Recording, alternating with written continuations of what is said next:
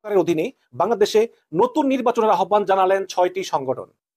এখানে মানবজমিন লিখেছে যে বাংলাদেশে নিরপেক্ষ সরকারের অধীনে নতুন নির্বাচনের আহ্বান জানিয়ে একটা যৌথ বিবৃতি দিয়েছে 6টি আন্তর্জাতিক সংগঠন, মানে ইন্টারন্যাশনাল অর্গানাইজেশন।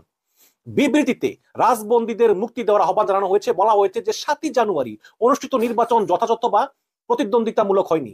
বিবৃতি দেওয়া সংগঠনগুলো হলো Asian network for free election.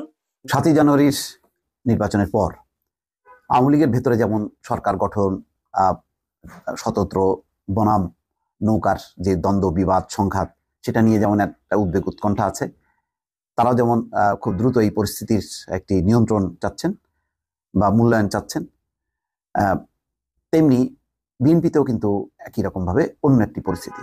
সেই পরিস্থিতি দুই রকম। আরো খবর জানতে আমাদের ইউটিউব চ্যানেলে সাবস্ক্রাইব করুন এবং বেল বাটনে ক্লিক করে অ্যাক্টিভ থাকুন। আরেকটি হচ্ছে international federation for human rights, সংক্ষেপে FIDH, এশিয়ান ডেমোক্রেসি নেটওয়ার্ক, সংক্ষেপে ADN, capital punishment justice project Australia এবং anti death penalty Asia network, সংক্ষেপে ADPAN। এগুলো সবগুলোই কিন্তু বিখ্যাত আন্তর্জাতিক অর্গানাইজেশন। সুতরাং এদের কথা কিন্তু আমলে নিতে হবে। এদের কথা আপনি ফেলে দিতে পারেন, গ্রহণ করতে না পারেন, কিন্তু এদেরকে আপনি ইগনোর করতে পারবেন না। সবগুলো কিন্তু বড় বড় ওয়েস্টার্ন অর্গানাইজেশন। যৌথ বিবৃতিতে বলা হয়েছে যে এমন বহু খবর ও তথ্য প্রমাণ আছে যেগুলো নির্বাচনের আগে এবং নির্বাচনের দিন ব্যাপক অনিয়মের প্রমাণ এবং চিত্র দেয়। এর মধ্যে ভোটারদের চাপ প্রয়োগ এবং ভোটের ফলাফলে কারচুপির মতো বিষয়ও উল্লেখ রহিয়াছে। এগুলো গুরুতরভাবে গণতন্ত্রের মূলনীতিসমূহ ক্ষুণ্ণ করে নির্বাচন সামনে রেখে বেপরোয়াভাবে বিরোধীদের কণ্ঠরোধ এবং রাজনৈতিক ভিন্ন মতাবলম্বীদের দমনের ঘটনাও ছিল খুবই উদ্বেগজনক।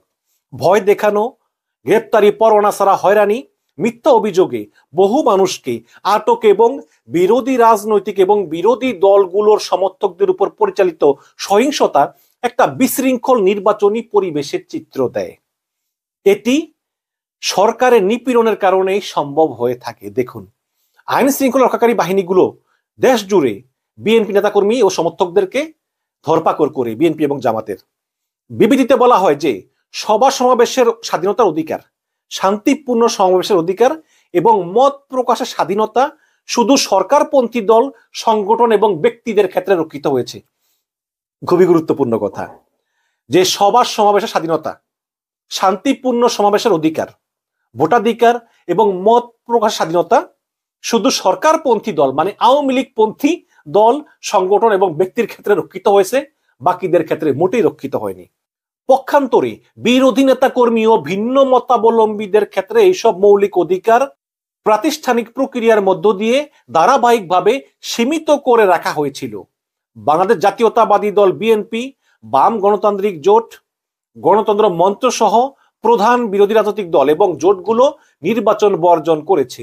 নির্বাচন কমিশন সহ রাষ্ট্রীয় প্রতিষ্ঠানগুলোতে পক্ষপাতমূলক অবস্থান, নির্বাচন প্রক্রিয়ায় সুস্পষ্ট পক্ষপাত এবং বিরোধী নেতা কর্মীদের দমন পীড়নের কারণে তারা এই নির্বাচন বর্জনের সিদ্ধান্ত নেয়। তার মানে হচ্ছে যে বিএনপি ঠিক কি কারণে নির্বাচন বর্জনের সিদ্ধান্ত নিয়েছিল এবং বিএনপির এই নির্বাচন বর্জনের সিদ্ধান্ত যে 100% সঠিক ছিল, এটাই কিন্তু এই 6টি ইন্টারন্যাশনাল অর্গানাইজেশন তারা বুঝিয়ে দিয়েছে বিভিন্ন বড় বিবৃতির মাধ্যমে।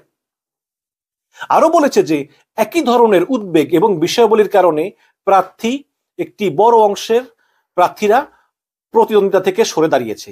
যেমন জাতীয় পার্টির প্রায় 200 জনের উপরে আছে না, তারা নির্বাচন থেকে সরে দাঁড়িয়েছে। তারপরে আওয়ামী লীগের অনেক আছে, স্বতন্ত্র আছে। তারা বলেছে মানে এই ধরনের একটা উদ্বেগ, মানে নির্বাচন সুষ্ঠু হবে না, এই কারণে শুধু বিএনপি না, যারা নির্বাচন অংশ নিয়েছিল তারাও প্রায় অর্ধেকের বেশি শেষ পর্যন্ত নির্বাচন থেকে তারা সরে দাঁড়িয়েছে। নির্বাচন কমিশন যে 41.8% ভোট পড়েছে বলে তথ্য দিয়েছে, তা নিয়েও প্রশ্ন রয়েছে। দেখেন, সারা দেশের ভোট কেন্দ্র থেকে যেসব খবর পাওয়া গেছে এবং প্রত্যক্ষদর্শীরা যেসব তথ্য দিয়েছেন তাতে ভিন্ন চিত্র পাওয়া যায় এবং তাতে এই নির্বাচনের ভোটের হার এত বলে প্রমাণ করে না, তার চেয়ে অনেক কম প্রমাণ করে। আরো বলা হয় যে বাংলাদেশের মানুষ এমন একটি নির্বাচন প্রক্রিয়া পাওয়ার অধিকারী যেটা স্বচ্ছ এবং জবাবদিহিতামূলক হবে এবং যে নির্বাচনের মাধ্যমে সম্মিলিতের আকাঙ্ক্ষার প্রতিফলন ঘটবে, যে নির্বাচন প্রক্রিয়ায় সবার শ্রদ্ধা এবং আস্থা থাকবে। একটি অংশগ্রহণমূলক শাসন ব্যবস্থা নিশ্চিত করার লক্ষ্যে আমরা একটি অবাধ ও সুষ্ঠু নির্বাচনের প্রয়োজনীয়তার উপর গুরুত্ব আরোপ করছি। আমরা বাংলাদেশ সরকারের প্রতি একটি অবাধ, সুষ্ঠু এবং অংশগ্রহণমূলক ও অন্তর্ভুক্তমূলক নতুন নির্বাচন অনুষ্ঠানের জন্য পদক্ষেপ নিতে জোরালো আহ্বান জানাচ্ছি। আর এই নির্বাচন হতে হবে সকল রাজনৈতিক দলের মতৈক্যের ভিত্তিতে একটি দেখুন